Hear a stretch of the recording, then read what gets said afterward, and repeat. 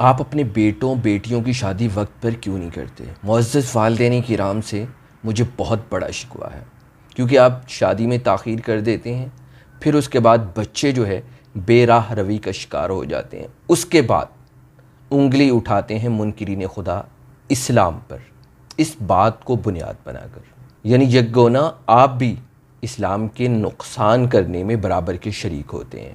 اور شادیوں میں تاخیر کے پیچھے سارا زہر معزز والدین اور گھر کے بڑوں کا بھرا ہوا ہوتا ہے۔ معزز والدین اکرام، گستاخی کی معافی چاہتے ہوئے کہنا چاہوں گا، یہ زہر اور یہ خناس اور یہ خباثت آپ خود اپنے بچوں کے ذہن میں بڑھتے ہیں کہ لڑکا ایسا ہونا چاہیے، لڑکی ایسی ہونی چاہیے، ناک ستواں ہونی چاہیے، رنگ گورا ہونا چاہیے، قد دراز ہونا چاہیے، وغیرہ وغیرہ۔ اس طرح کی صفات سے متصف لڑکا ہو تو وہ دلہا بن سکتا ہے، ان صفات والی اگر کوئی لڑکی ہو تو وہ دلہن بن سکتی، اس کے علاوہ سب بدصورت ہیں۔ اب یہ چیز پہلے دن سے ہی بچے اور بچی کے ذہن میں بٹھا دی جاتی ہے، اب وہ اتنی راسخ ہو چکی ہے کہ ان کو اگر خود والدین بھی سمجھائیں نا تو وہ سمجھنے والے نہیں ہیں، ان کو وہی دلہا چاہیے ہوتا ہے، وہی دلہن چاہیے ہوتی ہے۔ نتیجہ کیا نکلتا ہے؟ وقت گزر جاتا ہے، پھر اس کے بعد کہتے ہیں کوئی بھی مل جائے، پھر جب کوئی بھی مل جاتا ہے تب بھی ذہن میں وہ پسندیدہ کردار رہتا ہے، اور بعد میں شادی کے بعد ظاہر سی بات ہے اگر پسندیدہ کردار کسی موڑ پہ مل جاتا ہے تو پھر بہک جاتے ہیں، پھر فسادات کھڑے ہو جاتے ہیں۔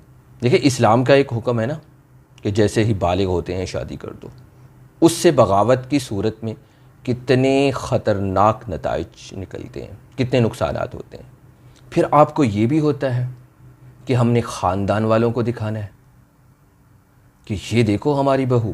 حضور کیا بات کر رہے ہیں آپ نے اپنے بیٹے کی شادی کی ہے یا محلے والوں کی شادی کی اپنی بہو کے ساتھ؟ یہ دلالی سے بھی کہیں آگے کی بے غیرتی ہے، بات سمجھنے کی ہے۔ آپ کہتے ہیں کہ ہم کیا منہ دکھائیں گے، ہم شریکوں کو، ہم رشتہ داروں کو کیا دکھائیں گے کہ کیا یہ بہو ہے؟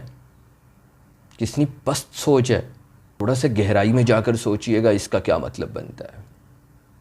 اگر آپ کہتے ہیں کہ رشتہ دار خواتین ہی صرف دیکھتی ہیں آپ کی بہو کہ وہ پردہ دار ہے، وہ خواتین جو دیکھنے آتی ہیں وہ جا کر اپنے مردوں کو تو بتاتی ہیں نا حضور، تو وہ اس سے ٹھڑک حاصل کر لیتے، وہ اپنا کام پورا کر لیتا ہے مرد۔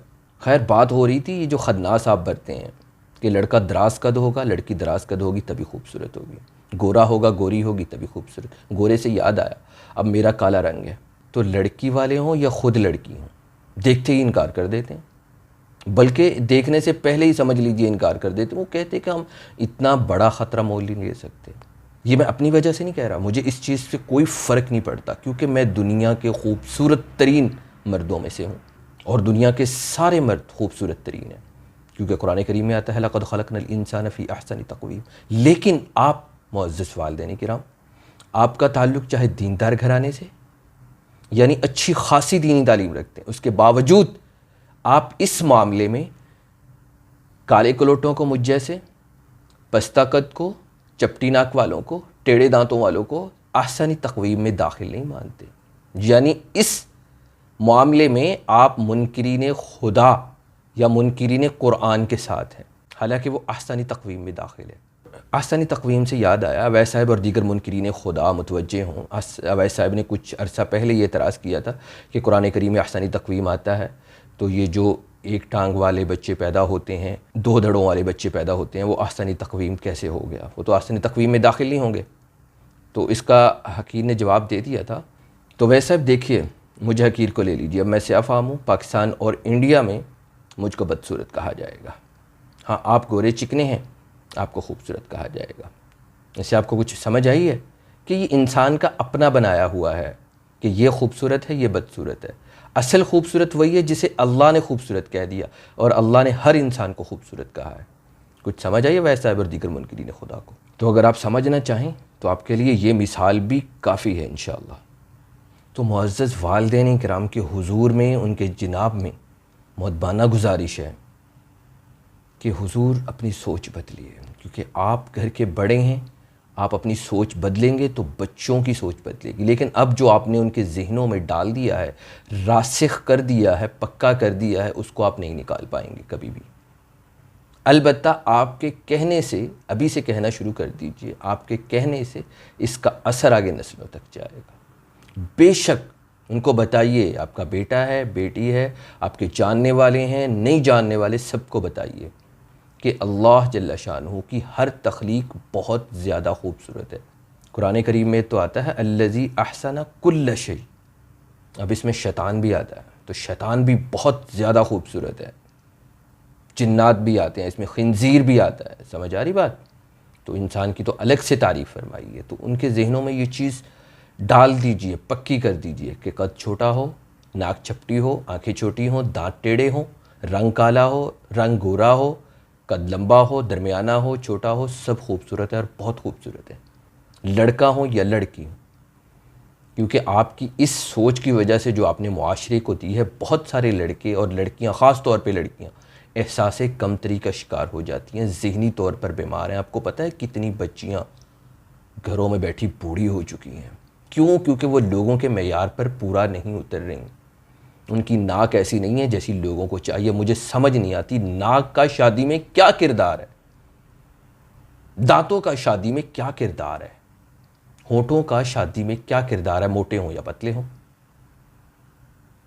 قد کا شادی میں کیا کردار ہے، رنگ کا شادی میں کیا کردار ہے، بتائیے مجھے، عقلی طور پر مجھے بتائیے نا حضور، تاکہ مجھے بھی پتہ چلے کہ یہ چیزیں ضروری ہیں۔ قرآن کریم میں جو آتا ہے نا فَانْكِحُوا مَا طَابَ لَكُمْ، بس نکاح کرو جو تم کو پسند ہو۔ اس کا مطلب یہ نہیں ہے کہ آپ ایک پسند گھڑ لیں کہ لڑکی ہونی چاہیے بس کترینہ کیف جیسی اور لڑکا ہونا چاہیے ٹام کروز جیسا، سمجھ آ رہی بات؟ تو یہاں پر آ کے آپ نے اپنی پسند کو محدود کر لیا، اپنے بچوں کی پسند کو محدود کر دیا۔